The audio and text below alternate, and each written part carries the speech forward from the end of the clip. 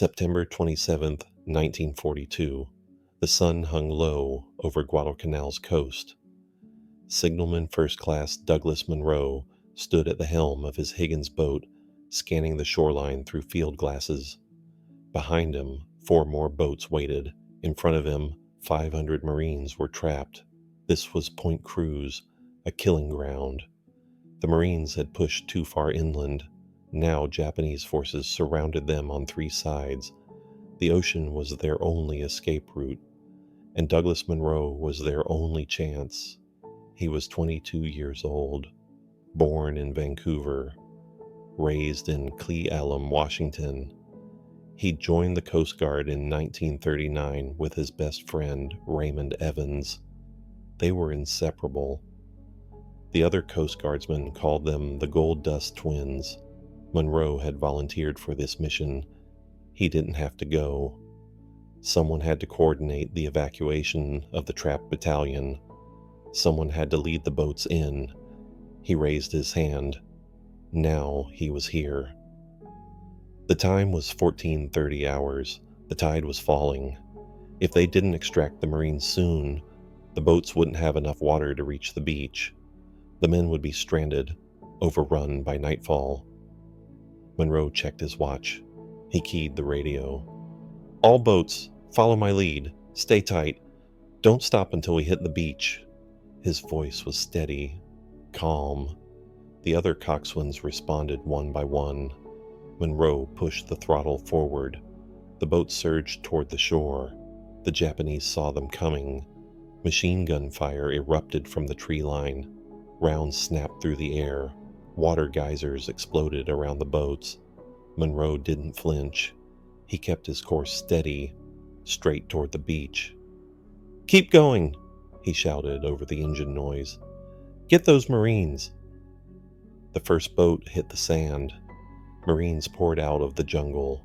Some were wounded, some were carrying wounded. All of them were running toward the boats, running toward survival. Munro's boat pulled alongside. Marines scrambled aboard. 40 men, 50. More kept coming. The boat sat low in the water, overloaded, but Munro didn't pull back. "Load them up," he yelled. "All of them." The other boats followed his example. They formed a line along the beach, a floating evacuation corridor. Marines streamed down from the jungle, climbed over the gunwales, collapsed in exhaustion. But the Japanese were closing in. Enemy troops emerged from the tree line, hundreds of them. They advanced toward the beach, firing as they moved. The volume of fire intensified. Bullets punched through the thin hulls of the Higgins boats. One coxswain took a round through the shoulder. He slumped over the controls. His boat started to drift. Marines were still boarding. If the boat drifted away, they'd be left behind. Munro saw what was happening. He made a decision. He maneuvered his boat between the drifting craft and the Japanese positions, using his own vessel as a shield, deliberately exposing himself to enemy fire. "Get that boat under control," he radioed. "I'll cover you." The wounded coxswain's crew dragged him away from the helm. Another Coast Guardsman took the controls, got the boat stabilized. Marines continued boarding. Munro held his position. Machine gun rounds hammered his boat. The noise was deafening, metal screaming against metal, men shouting, the engine roaring. Raymond Evans was aboard another boat nearby. He could see his friend, the Gold Dust Twin, standing exposed at the helm, drawing fire away from the other vessels. "Doug, get out of there!" Evans yelled into the radio. Munro didn't respond. He was focused on the evacuation, counting boats, making sure every Marine got aboard. The last group of Marines reached the beach, maybe 30 men. They waded into the water, climbed into the boats. The coxswains gunned their engines, started backing away from shore. Munro waited until every boat was clear. Only then did he begin his own withdrawal. He called into the radio one last time. "All boats accounted for. We're coming out." Then he turned his boat toward open water. That's when the bullet hit him. A Japanese machine gunner on the hillside had tracked Munro's movements, had waited for a clear shot. The round struck Munro in the left temple. He dropped instantly. His executive officer, Samuel Roberts, grabbed the helm, kept the boat moving, away from the beach, away from the gunfire, towards safety. Evans watched from his boat, saw Munro fall, knew immediately what it meant. "Doug!" he shouted. But there was no answer. The boats made it to the transport ships offshore. 493 Marines were evacuated. Not a single man was left behind, except Douglas Munro. He died on the deck of his Higgins boat. His crew tried to save him, but the wound was fatal. He was conscious for a few moments, long enough to ask one question. Did they get off? When they told him yes, every Marine made it, he smiled. Those were his last words. The date was September 27th, 1942. Douglas Munro became the only member of the United States Coast Guard ever to receive the Medal of Honor. The citation was presented to his parents by President Franklin Roosevelt on May 24, 1943, in the White House. His mother, Edith, his father, James. They stood in the Oval Office while Roosevelt read the words, "For extraordinary heroism and conspicuous gallantry in action above and beyond the call of duty."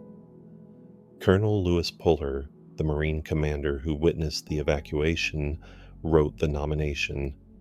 He'd watched Munro sacrifice himself, deliberately position his boat to draw fire, shield the other vessels. He gave his life, Puller wrote, so that others might live.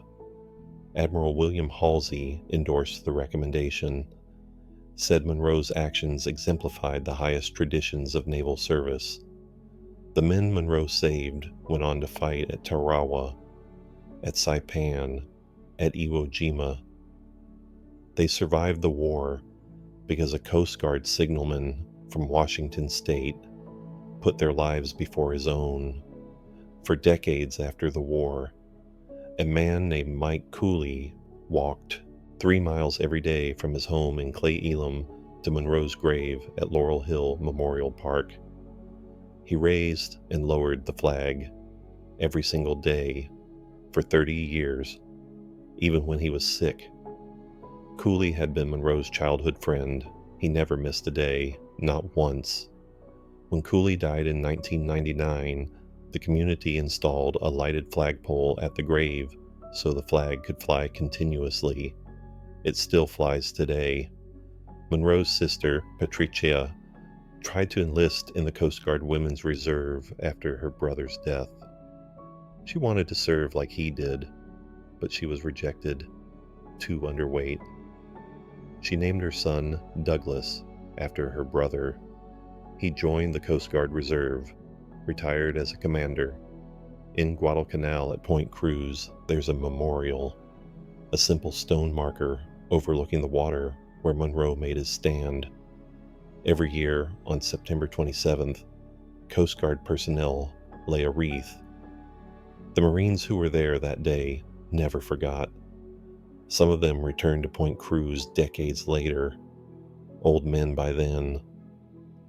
They stood at the memorial and told their children what happened, how a 22-year-old Coast Guardsman saved their lives, how he stayed when he could have left, how he asked only one question before he died: did they get off?